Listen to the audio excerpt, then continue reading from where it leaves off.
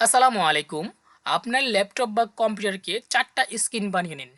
আপনার একই ল্যাপটপে চাইলে ফেসবুক চালাতে পারবেন, চাইলে আপনি ইউটিউব চালাতে পারবেন, চাইলে আপনার এক্সেলের কাজ করতে পারবেন। অর্থাৎ একই ল্যাপটপে ৪ টা স্ক্রিন চাইলে আপনি বানিয়ে নিতে পারেন। তো কীভাবে বানাবেন আমি দেখিয়ে দিচ্ছি। তো ১ম এ যেটা করবেন সেটা হলো চলে যাবেন আপনার ল্যাপটপে যে Google Chrome ব্রাউজারে, এখানে ক্লিক করে দিবেন। এখানে ক্লিক করে দেওয়ার পর এখানে দেখতে পাচ্ছেন সার্চ বক্স, এই জায়গায় লিখবেন ট্যাপ রিসার্চ। ঠিক আছে? এখানে দেখতে পাচ্ছেন যে ট্যাপ রিচার্জ, আপনি এই জায়গায় লিখে ক্লিক করে চার্জ দিবেন। ঠিক আছে? চার্জ দেওয়ার পর আপনার ল্যাপটপ বা কম্পিউটারে এরকম একটা ইন্টারফেস শো করবে। এখানে দেখতে পাচ্ছেন tap recharge speed screen layout. ঠিক আছে? আপনারা ঠিক এই জায়গায় ক্লিক করে দিবেন। এই জায়গায় ক্লিক করে দেওয়ার পর আপনাকে নিয়ে যাবে আরেকটা ইন্টারপেজে। এখানে দেখতে পাচ্ছেন অ্যাড টু ক্রম, আপনারা ঠিক এই অ্যাড টু ক্রমে ক্লিক করে দিবেন। এখানে ক্লিক করে দেওয়ার পর এখানে দেখতে পাচ্ছেন আপনার অ্যাড এক্সটেনশন, আপনারা ঠিক এই জায়গায় ক্লিক করে দিবেন। এই জায়গায় ক্লিক করে দেওয়ার পর নিয়ে যাবে আপনাকে আরেকটা ইন্টারপেজে। ঠিক আছে? তো এখানে দেখতে পাচ্ছেন আপনি এখানে যে tap recharge print screen layout, এটা কিন্তু আপনার অ্যাড হয়ে গেছে। ঠিক আছে? তো এখন যেটা করবেন সেটা হলো চলে যাবেন আপনার যে ল্যাপটপ বা কম্পিউটার টাস্ক বারের যে লোগো আছে এই জায়গায় ক্লিক করে দিবেন। এই জায়গায় ক্লিক করে দেওয়ার পর এখানে দেখতে পাচ্ছেন যে ট্যাপ রিচার্জ। ঠিক আছে? আপনারা ঠিক এটার উপরে ক্লিক করে দিবেন। এটার উপরে ক্লিক করে দেওয়ার পর এখানে দেখতে পাচ্ছেন একটা বক্স খুলে গেছে। এখানে লেখা আছে আই আন্ডারস্ট্যান্ড। ঠিক আছে? আপনারা ঠিক এই আই আন্ডারস্ট্যান্ডে ক্লিক করে দিবেন।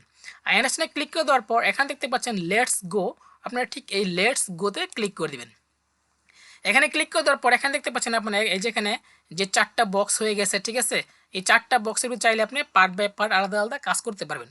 এখানে ২টা লেআউটও আছে, এখানে চাইলে ফেসবুকের ২টা লেআউটও আছে, একটা লেআউটও আছে। এখান থেকে যেটা আপনার চয়েস হয় সেটাই সিলেক্ট করে নেন। জাস্ট আমি দেখাচ্ছি ৪টা লেআউট নিয়ে। ঠিক আছে? তো আমি এখানে ক্লিক করে দিলাম। এখানে ক্লিক করে দেওয়ার পর এখানে দেখতে পাচ্ছেন আমার ৪টা কিন্তু লেআউট খুলে গেছে। এটা একটা সাইড, এটা একটা, এটা একটা, এটা একটা।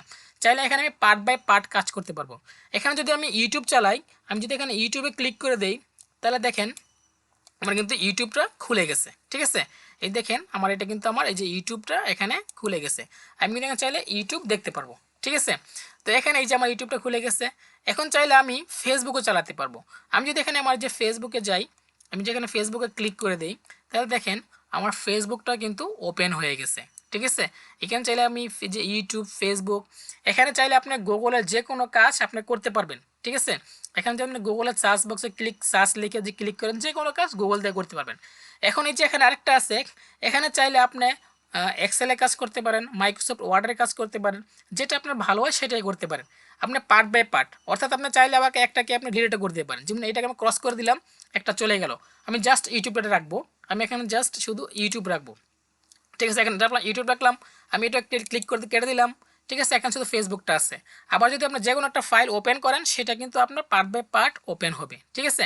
এখন আপনি এটা যদি কোন আমি রাখবো না, ডিলিট করে দিব, তাহলে সেটা কীভাবে করবেন আমি দেখিয়ে দিচ্ছি। চলে যাবেন আবার আপনার গুগল ক্রোম ব্রাউজারে। ঠিক আছে? আমি এখানে ক্লিক করে দিলাম। এখানে ক্লিক করে দেওয়ার পর এখানে দেখতে পাচ্ছেন যে আপনার যে টাস্ক বারের যে বার আছে এই জায়গায় ক্লিক করে দিবেন। এই জায়গায় ক্লিক করে দেওয়ার পর ঠিক এখানে দেখতে পাচ্ছেন ট্যাপ রিচার্জ, এখানে দেখতে পাচ্ছেন যে ডট ডট ডট ৩টে ডট দেওয়া আছে, আপনারা ঠিক এই জায়গায় ক্লিক করে দিবেন।